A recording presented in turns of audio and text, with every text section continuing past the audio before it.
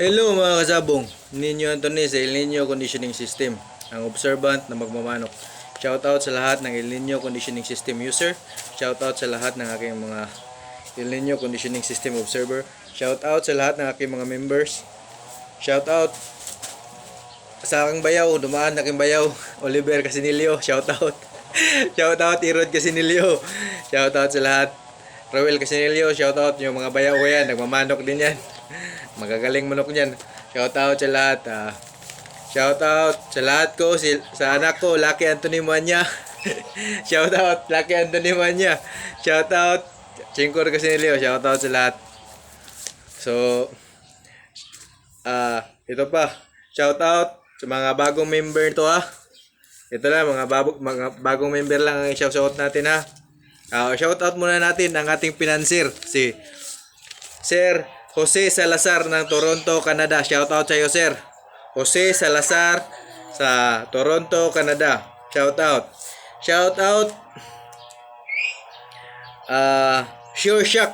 Ito, Sure Shock. Madalas tong nagko-comment sa mga video natin. Matitibay manok nito by next month. Shoutout Johnny Lianto. Ito. Shoutout. Shoutout Moy Moy Salgado. Shoutout. Shoutout Lay Calabias Guzman. Ito mga bago to. Ito si Lay Calabias Guzman. Ito nagpadala sa atin ng tari. Bago, 4. Bagong tari ha, 4. Si Lay Calabias Guzman. Shoutout Core CP. Di ko lang ipangalan tong Core CP kasi ano to, financier ko rin to baka ayaw niya magpa-shoutout. Hindi ko lang siya sasabihin kasi ito si Jose Salazar. Sabi niya magpa-shoutout siya sa Toronto, Canada. Shoutout Aljon Pay. Magbibigay din to ng 2 tari. Aljon Pay. 2 tari. Shoutout sa inyo. Ito mga bago nating member ha. Di ko na mabasa lahat kasi ang haba na yan. Yan. Ito pa. Maubos ang vlog natin. Maubos ang vlog natin. Hindi ba tayo makapag-vlog ng content? Ubos na sa shoutout. Ganyan karami member natin. Ganyan karami nagtitiwala. Marami ang ano dito, farm. Marami ng farm dito na kumukonsulta sa atin at nag-back to back champion na sila. Ganyan ka-effective ang ating conditioning system. El Nino Conditioning System. Shoutout sa inyong lahat. Gusto nyo magpa-member? PM lang kayo sa Nino Anthony Manya FB page ko. PM lang kayo doon. Doon tayo mag-uusap ng ating doon tayo mag-uusap ng magkano babayaran. So, pag-uusapan natin ngayon is about sa conditioning pa rin. So, mga pagkakamali sa conditioning. So, sa conditioning, minsan, ang manok hindi kakain. Walang ganang kumain. May mga dahilan dyan. Minsan, ang manok biglang tatamlay. So, pag sabihin natin biglang tatamlay, may masakit siyang nararamdaman. May solusyon dyan. Minsan, ang manok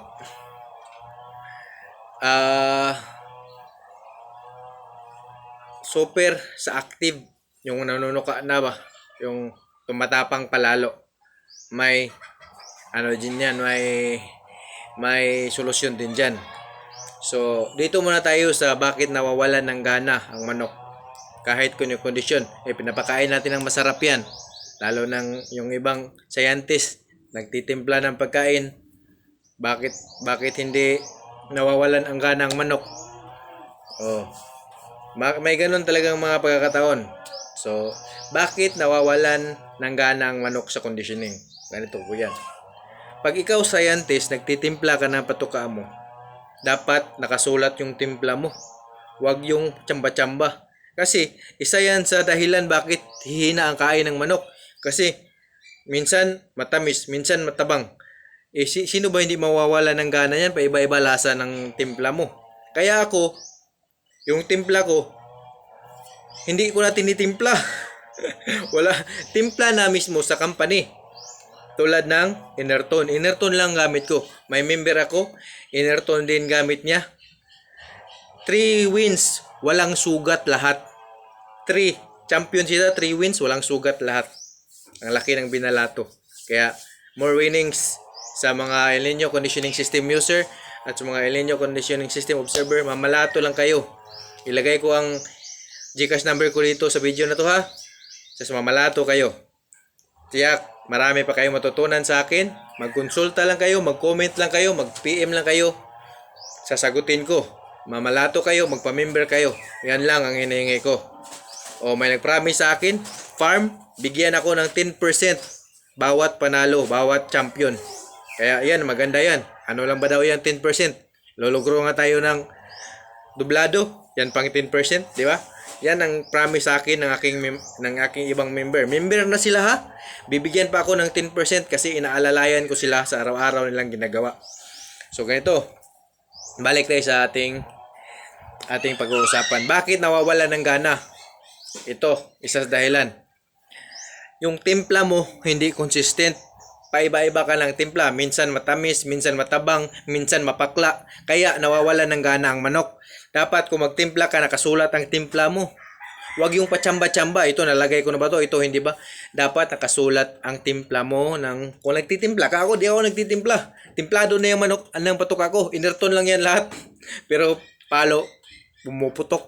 Ganun ang Enerton. Kaya, huwag na kayo mag-scientist. Magtitimpla pa kayo. Hindi, pag hindi gagana, mawalan ng gana ang manok mo, magtataka kayo. Sa timpla nyo yan. Iba kayo ng timpla. Kung sa Enerton, mawalan man ng gana, baka hindi na yan presko. Ganun lang ang rason dyan. So, ito pa. Pag ang manok nawawalan ng gana,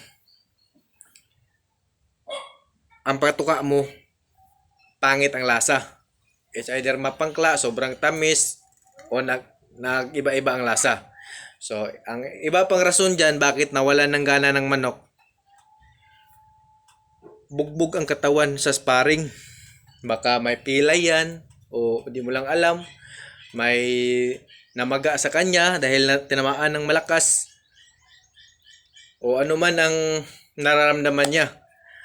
Huwag mong bugbugin sa sparring. Limitan mo lang ng ilang paluan. Huwag mong patagalan na nakakondisyon na yan. Malakas yan. Kung tatamaan ng malakas din yan, di sira ang manok mo. Mawawalan talaga ng gana. Kakain ka ba? Kung dito namaga na pala ang lamunan mo, tinamaan na pala. Ganoon lang yun. Dapat ang mga ginagawa mo, alam mo kung ano ang pwedeng magiging kahihinatnan. O di, pag ganyang ang manok mo wala ng gana, masakit katawan yan. O, ang remedyo dyan, dust bathing. Palublubin mo sa buhangin para mawala yung sakit ng katawan niya. So, yun, ito pa madalas na dahilan ba't nawawala ng gana kumain ng manok. Bago ka palang nagpagalaw, papakainin mo na. Kakatapos lang, hinihingal pa lang, papakainin mo na. Ikaw, kumain ka, galing ka tumakbo niya, kain ka agad, gaganahan ka ba? Ganoon din ang manok. Alangan, naghahabol ka pa ng hininga, kakain ka, mabalaukan ka pa niyan. Ganoon lang yun. Dapat lahat ng ginagawa mo, alam mo bakit hindi ginaganahan sa pagkain. Siyempre, kakatapos lang mag-exercise, papakainin mo agad. Hintayin mo muna mag-face down ng manok mo. Hintayin mo muna bababa yung hingal niya. Yung mawala na ang hingal niya, saka mo pakainin. Pakainin mo, hinihingal pa. Ayun. Mawala na ng gana, hindi pa matunawan. Ganon ang mga rason dyan. Ganon ang mga rason. Kung mayroon pa kayong ibang rason na alam, i-comment nyo, pag-uusapan natin. Kaya sa lahat ng nanalo na sa El Nino Conditioning System, mag-iwan ako dito ng GCash number. Mag-comment ako dito ng GCash number. Ito yung GCash number ko. Ilagay nyo lang dyan. 0910-635-1218. Huwag na kayong magpaalam ng magpapadala kayo. isin nyo lang agad dito yung balato. 0910-635-1218. Alam ko marami na nagja-champion dyan. Ha? Sa ating sistema, marami na rin natutulungan ng aking sinasabi dito, ang aking content, marami nang natutulungan, marami nang nagpapanalo, kaya mamalato naman kayo. 0910-635-1218. Kailangan ko yan ngayon. Malapit nang mabatak yung motor ko. At yung bahay ko, malapit na rin mabatak. Kaya tulungan nyo ako. Tutulungan ko kayo. Tulungan nyo rin ako. Mag-comment na kayo dyan. Sasagutin ko. Mag-PM kayo sa Ninyo Anthony Moanya FB page. Magtanong kayo doon. Sasagutin ko. Magpa-member lang kayo. Wala tayong ibang pag-uusapan. Tsaka mamalato lang kayo. Masaya na ako. Yan ha. Yan ang mga kadalasan na rason bakit nawawalan ng gana ang manok. Paiba-iba ang timpla mo. Nabugbog sa sparring, nasasaktan sa sparring, at kakatapos lang ng workout, pakainin mo agad. Mawawalan talaga ng gana. Ha? Oh. Ibibigay ko naman sa inyo, mag-PM lang kayo, ibibigay ko naman sa inyo kung paano pagganahin uli ang manok. I-skip mo muna ng isang kainan. Tsaka mo dandahanin pagpatuka. Huwag mong biglain pagpatuka. Di talaga yan uubusin. Kunti-kuntiin mo. Pagtsagaan mo. Magbigay ka ng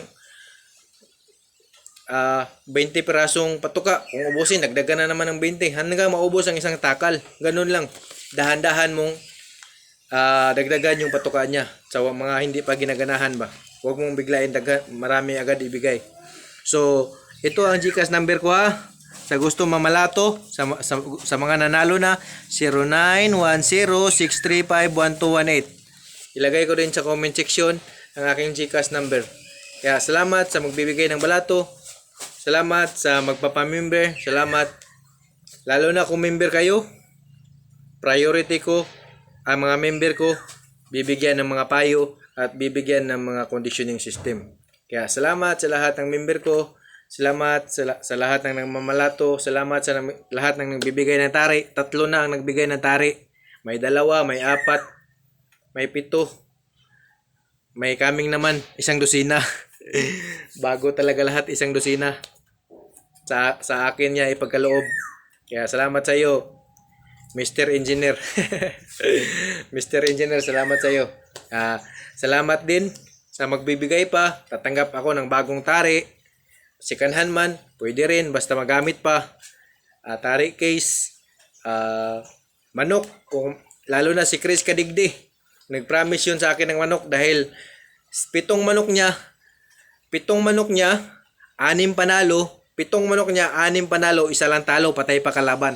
Chris Kadigdi, yung promise mo ha, manok mo, sweater tsaka Boston, hihintayin ko yun. Marami pang nagpa-promise sa akin na farm. Yan si Chris Kadigdi. Ang farm niya is Lucky 999 Game Farm. Lucky 999 Game Farm. Meron sa Bukidnon at meron sa Manila. Kaya open siya next year for selling. Imported lahat ng gamit niya. Direct from the breeder. Direct from the original breeder ng ating mga Boston at ng mga sweater. Original breeder dito doon sa Amerika, galing yung mga materialis niya. Chris Kadigdi, mag-PM lang kayo sa akin. Paabot ko sa kay Chris Kadigdi yung message niyo. Ewan ko kung naghuhulugan ba siya or by cash to cash ba siya. O Chris Kadigdi, PM ka sa akin kung ano ang sistema mo, hulugan ka ba o cash basis. Kaya sa gusto magkaroon ng F1 ng mga imported na manok ng Lucky 999 Game Farm, by this season, magcha-champion yan si Lucky 999 Game Farm dahil El Nino conditioning system ang gamit niya. Sa lahat ng mga gustong mag-champion, mag-PM lang kayo kay Ninyo Anthony Moanya. I-assist ko kayo. Bigyan nyo lang ako ng 10% ng panalo nyo at 10% ng championship nyo. Tiyak, hindi ko kayo iiwan. Mag-down lang din kayo ng membership fee at saka i-assist ko kayo simula hanggang pagkatapos ng laban, hanggang laban na uli. Ganon ako, hindi ako bibitaw sa mga member ko, lalo na online na tayo. Mayroon akong pambayad sa wifi dahil sa mga membership fee nyo, may pambayad ako sa wifi. Dahil sa member fee nyo, mayroon na akong pambayad sa mga utang. Kaya salamat sa inyong lahat. Continue, keep viewing, keep subscribing, keep sharing, and keep on winning using El Nino Conditioning System. Marami na po tayong napapanalo. Manood kayo sa Facebook ko, Nino Anthony Monya. Salamat!